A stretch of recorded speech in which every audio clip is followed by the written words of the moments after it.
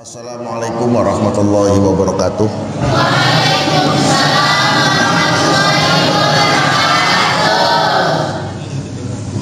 Teman-teman mahasiswa Akpor yang kami hormati, semoga malam hari ini kita masih dalam keadaan sehat walafiat, dijauhkan dari segala cobaan dan kita dapat menyelesaikan segala permasalahan. Amin ya robbal alamin.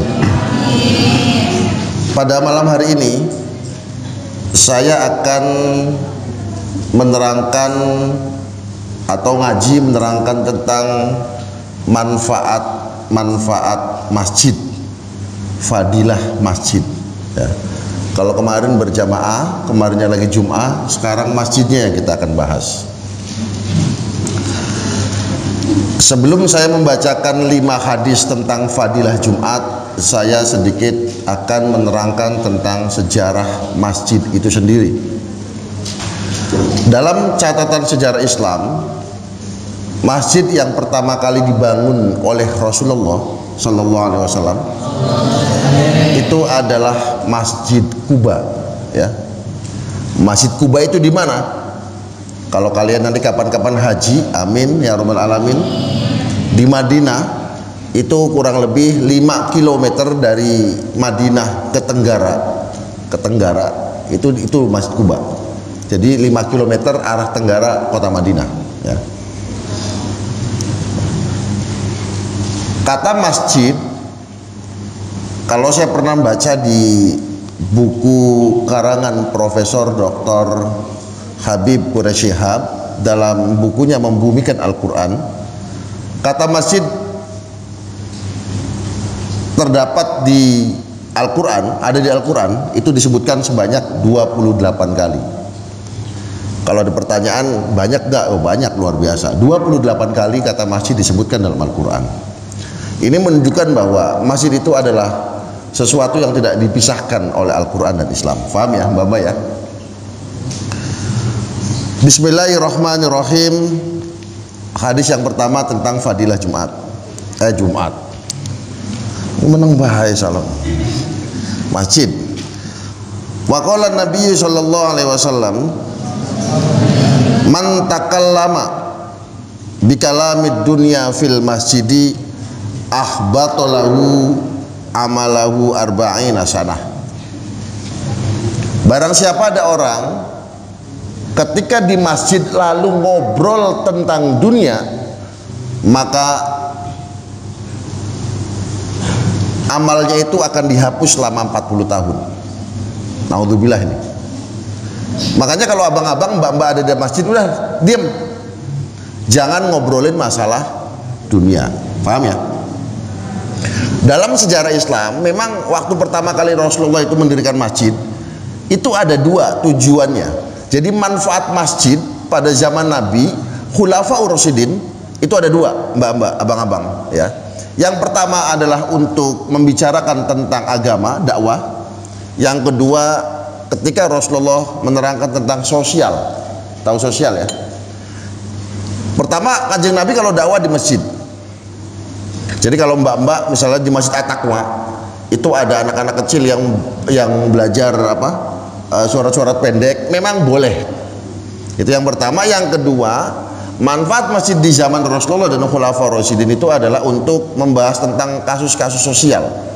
Jadi ketika misalnya ada suku A dengan suku P berantem, maka Kanjeng Nabi memecahkan masalahnya di mana? Di masjid. Ketika ada peperangan, taktik perang, Kanjeng Nabi mau perang, taktik perang, maka Kanjeng Nabi ngobrolnya pun di mana? Di masjid. Itu manfaat masjid. Ini yang nggak boleh itu ngobrolin masalah dunia. Contohnya apa? Misalnya Bang Fuad ngomong sama Bang Priyatna, ayo besok yuk kita mancing yuk. Kok masjid kok mancing? Mancing dia loh di Losari itu ada tempat enak. Di sana kowe nunggang perahu. Nah itu namanya ngobrol masalah dunia, itu nggak boleh. Contoh, kira-kira contohnya apa? Ngobrolin dunia di masjid nggak boleh, contohnya apa? Ngomongin pelajaran, boleh nggak kira-kira Bang Priyatna? Ngomongin game. Ngomongin masalah game, ya bener, wah game. Contohnya, contoh gimana ngobrolnya gimana? Ya, Ya contoh ini misalnya Bang Fuad atau gimana contohnya. Ini malu-malu kucing. Ayo. Ya contoh aja Bang, contoh aja. Contoh masalah pelajaran. Ya contoh ngobrol priben. Bari bahasa Indramayu bae. Nak, coba ngomong nak. Kalau Bang Priyatna memang pemalu Mbak, jadi maklum lah ya. Jadi ini larangan pertama bahwa kita itu nggak boleh ngobrol masalah dunia. Kalau pelajaran kira-kira boleh nggak? Boleh ya? Boleh. Kalau pelajaran masih sifatnya inilah ilmu lah, itu nggak masalah. Yang nggak boleh tadi nih, yang betul ya Bang Priyatna masalah game. Walaupun beliau Al-Mukarram ini, Al-Mukarram itu nggak bisa nyontohin obrolan tentang game gitu. Adanya aja tadi tuh. Coba sekali lagi ya once more. Coba. Ya itulah Bang Priyatna. Jadi kalau sampai masjid diam ya. Kalau sampai masjid diam, duduk manis, nggak usah ngobrolin masalah game dunia. Nah, itu yang pertama Mbak, paham ya? Yang kedua, hadis yang kedua.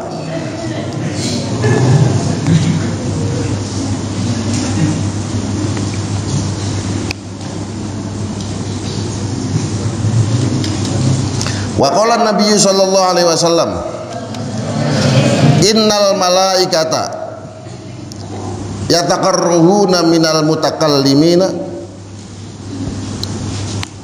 fil masjidi bi kalamil lahwi wal juri. Bahwa sesungguhnya malaikat itu yang paling benci head. Kalau bahasa Inggrisnya head. Kalau hati Inggrisnya head. Kalau head benci. Makanya kadang-kadang kata itu dikit, kadang-kadang dua kata memper karena dua kata ini saling berkaitan. Head benci, head hati. Mar'atun perempuan, mir'atun kaca. Wah kan gitu. Padahal beda harokat aja. Mar'atun wadon. Dirubah mir'atun jadi kaca. Perempuan bisa nggak jauh dari kaca. Itu maksudnya gitu.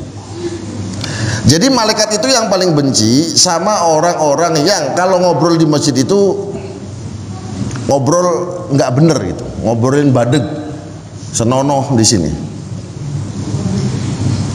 Nanti malaikatnya nggak memberikan rahmat gitu. Kalau malaikat itu, saya cerita tentang malaikat ya. Malaikat itu jumlahnya nggak ada yang tahu. Malaikat itu jumlahnya nggak ada yang tahu. Cuman yang wajib diketahui berapa? Mbak, ada 10 ya. Yang paling besar, malaikat yang paling besar siapa?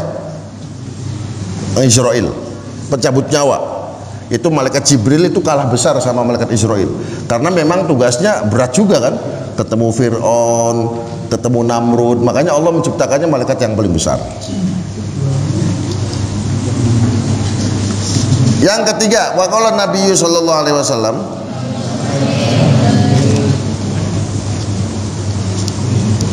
man asroja sirojan fil masjidi biqadri ma yaduru fil aini lam tazal al malaikatu tastaghfiru lahu ma dama dzalika daw fil masjidi. Barang siapa ada orang yang menyalakan lampu dalam masjid,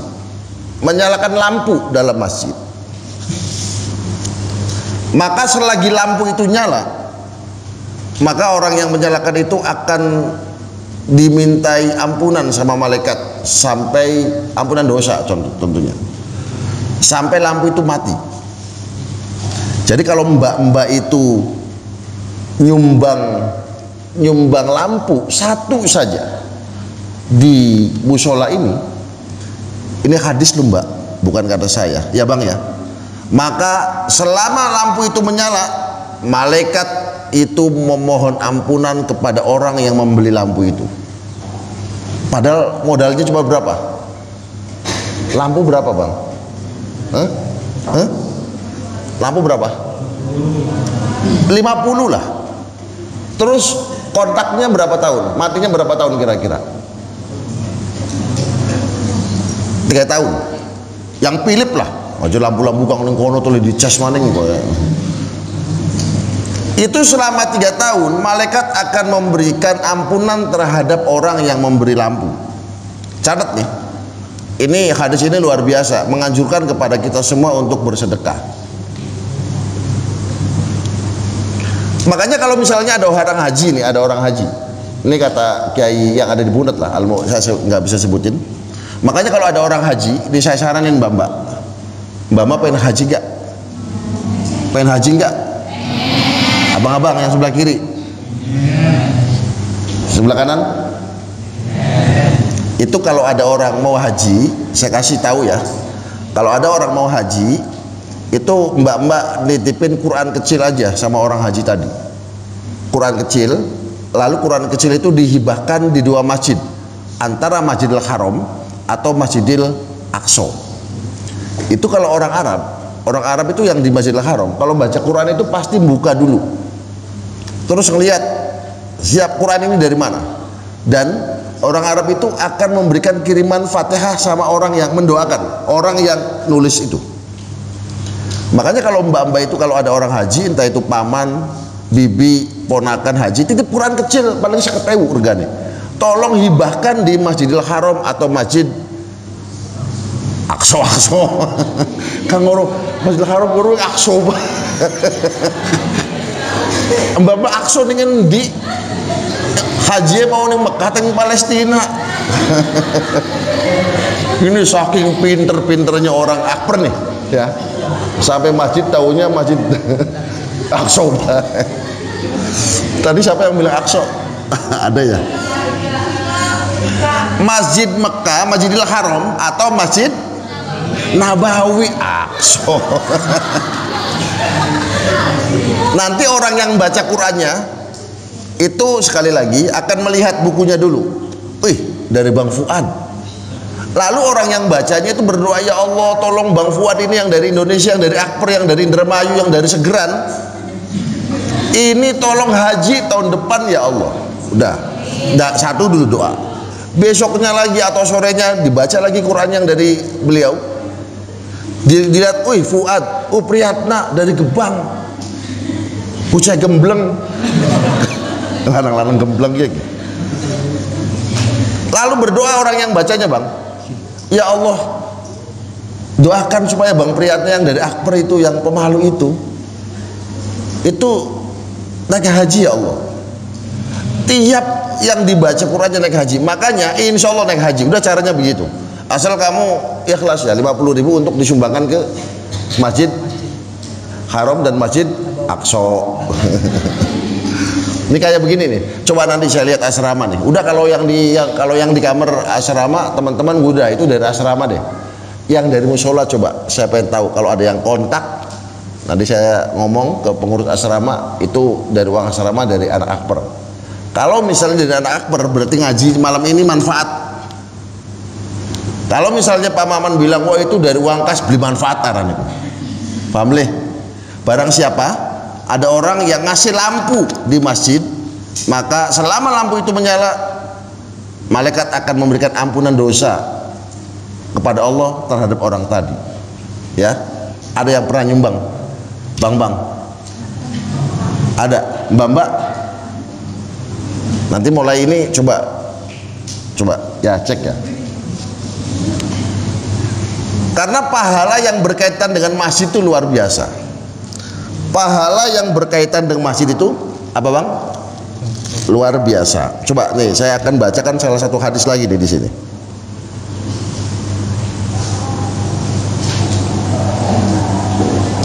Saya akan bacakan dari riwayat Jabir bin Abdullah radhiyallahu anhu qala. Rasulullah itu pernah bilang, barang siapa orang yang membangun masjid karena Allah, walaupun hanya selubang tempat burung bertelur, maka Allah akan membangunkan orang itu di dalam surga sebesar dia membangun masjid di dunia. Jadi kalau mbak-mbak itu nyumbang masjid, kalau bikin masjid abot lah.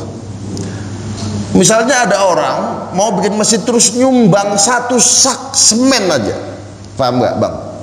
1 sak semen 50.000, maka Allah akan membangun rumah di surga sebesar semen sak itu. Nih gini nih, rumusnya banyak rezeki itu harus sugestinya harus besar mbak, ngerti nggak? Rumusnya banyak rezeki itu harus sugesti. Kalau abang-abang sugestinya nggak ada, maka rezeki itu nggak mungkin datang. Contoh begini, ada salah satu hadis yang mengatakan kalau ada orang ngasih 1 maka diganjarnya berapa sama Allah? 10. Ada orang ngasih 1000 maka akan dibalas sama Allah berapa? 10.000. 10 kali, betul ya? Ngasih 100 berarti dibalas sama Allahnya berapa? Nah, ketika abang-abang itu ngasih 10.000 sama orang fakir, abang-abang yakin dengan seyakin-yakinnya bahwa besok, lusa atau emben Allah akan membalas. Itu namanya sugesti mbak. Kalau mbak-mbak itu ngasih jariah, ngasih sedekah tanpa disertai dengan sugesti yang yakin, nggak mungkin dibalas nantinya. Malah cenderung bahaya itu mbak-mbak nggak percaya sama hadis, betul nggak? Contoh begini, mbak-mbak itu sakit, periksa ke dokter orang tua, tapi dia udah pengalaman ke luar negeri. Kira-kira sugesti sembuhnya besar gak kira-kira? Kalau orang berobat tuh perlu sugesti nggak? Perlu kan? Begitupun ketika sedekah bang Adam, ini yang dari Pakistan. Kalau kita itu ngasih 10.000 harus yakin, titik itu, pegang itu omongan saya, harus yakin kalau Allah akan balas. Kalau punya keyakinan semacam itu, maka besok, lusa atau bendawa, bahasa Indonesianya, bahasa Jawanya, maka Allah pasti membalas. Kesalahannya apa mbak-mbak Akbar dan abang-abang Akbar ketika sedekah itu nggak langsung dibalas? Karena sugestinya nggak ada, paham nggak? Itu yang bikin repot di situ. Sekedar sedekah tapi tidak yakin kalau Allah tidak akan membalas. Wah itu bahaya ya, mulai besok sugesti harus ditingkatin ya. Sugesti harus ditingkatin, yakin kalau Allah itu membalas. Tes aja, besok tes, besok hari Kamis, Jumat ada anak yatim kasih 10.000, yakin akan dibalas. Dalam seminggu mbak-mbak pasti akan dibalas jauh 10 lebih besar daripada tadi, paham nggak? Jadi ini yang perlu diyakini bahwa sugesti itu penting ya bang Adam. Palestina, Pakistan. Coba bang, sini bang, sini duduk bang, sini, lupa itu pinjam sama Ridhoni, sini, sini, mana paling, duduk.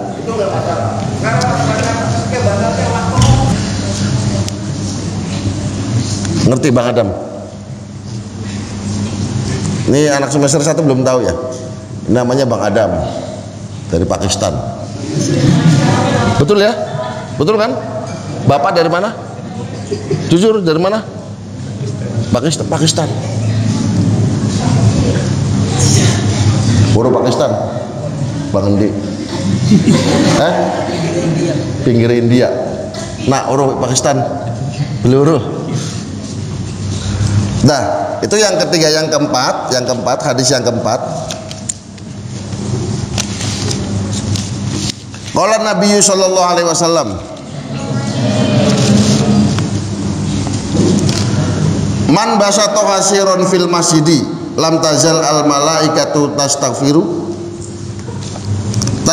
lahu ma dama dzalikal hasiru fil masjid. Barang siapa ada orang yang menggelar tikar di masjid, ini sama sih ya. Kalau tadi contohnya menggelar apa? Kasih lampu. Kalau hadis ini, barang siapa ada orang yang menggelar tikar di masjid,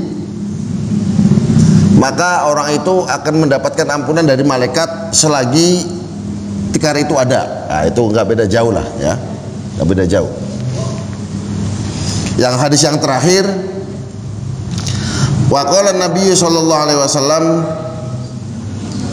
man akhraja qadaratan minal masjidi bi qadri ma yaduru fil aini akhrajahullahu ta'ala min akhdhumi dzunubihi. Barang siapa ada orang yang mengeluarkan debu dari masjid, maka Allah akan mengeluarkan dari dosanya yang terbesar. Nyapu udah gitu. Kalau tadi di hadis yang ketiga, barang siapa yang menerangi masjid. Hadis yang keempat, barang siapa yang ngasih tikar di masjid. Yang terakhir, barang siapa yang nyapu masjid, maka Allah akan mengeluarkan dosa-dosa dari kamu. Amin ya rabbal alamin. Kelihatannya bersih di sini ya. Jadi insya Allah bersih semua. Apalagi Masjid Akbar kan bersih.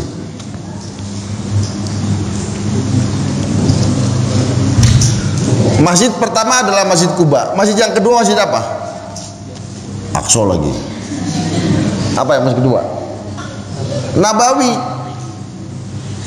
Nah, di Masjid Nabawi itu ada yang namanya Raudhah, Bang. Ya, Raudhah. Kalau Raudhah itu antara kamar rumah Kanjeng Nabi dengan mimbar Kanjeng Nabi. Paham nggak? Mimbar Kanjeng Nabi. Nah, itu kata Kanjeng Nabi, ruangan di antara rumah saya dan mimbar Masjid Nabawi itu adalah surga. Apabila ada orang yang berdoa di depan Raudhah itu, maka pasti Allah akan mengabulkan doanya. Makanya nanti mbak-mbak atau abang-abang kalau haji ke Raudhah ya, Raudhah itu nama tempat antara mimbar Masjid Nabawi dengan kamarnya Kanjeng Nabi. Itu ada tempat paling berapa meter luasnya itu, tapi rebutan jutaan orang.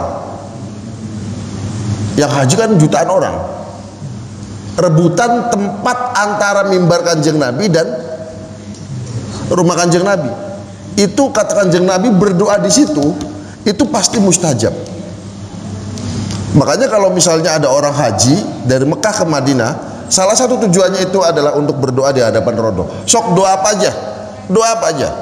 Kira-kira doa nggak jomblo juga bisa. Ya Allah, semoga dapat jodoh, langsung pulang dari haji dapat jodoh. Ya Allah, doakan saya kaya, maka insya Allah pulang dari haji kaya.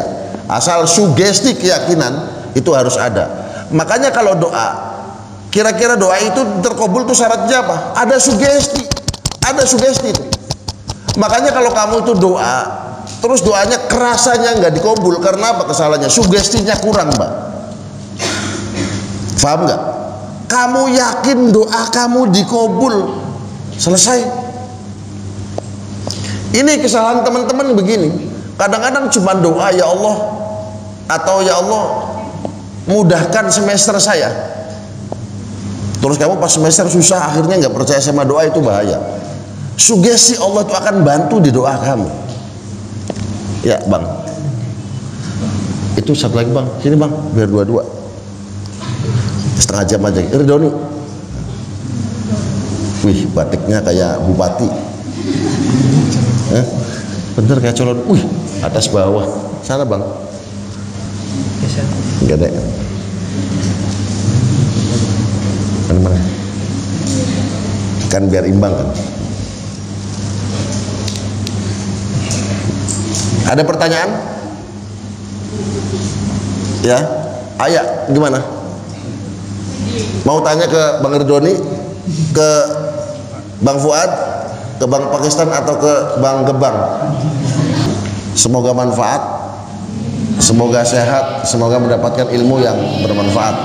Saya tutup. Wallahul muwaffiq ila aqwamit thoriq. Wassalamualaikum warahmatullahi wabarakatuh.